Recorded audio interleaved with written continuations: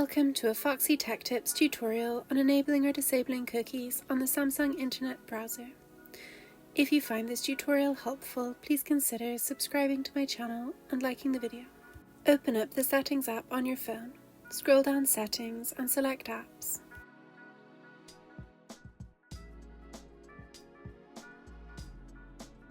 In the app settings, search for Samsung Internet in the search bar at the top and tap on it to open the settings for it.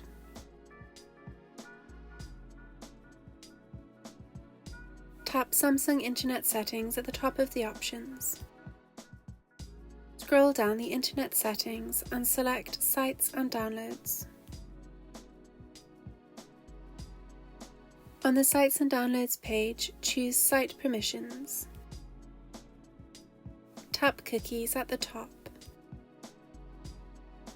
You can then choose to allow cookies, block third-party cookies, or block all cookies.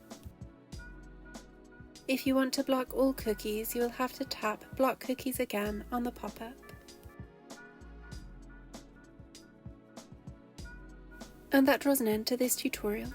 Please like the video if you found it helpful and subscribe to Foxy Tech Tips for more Samsung tips and tricks.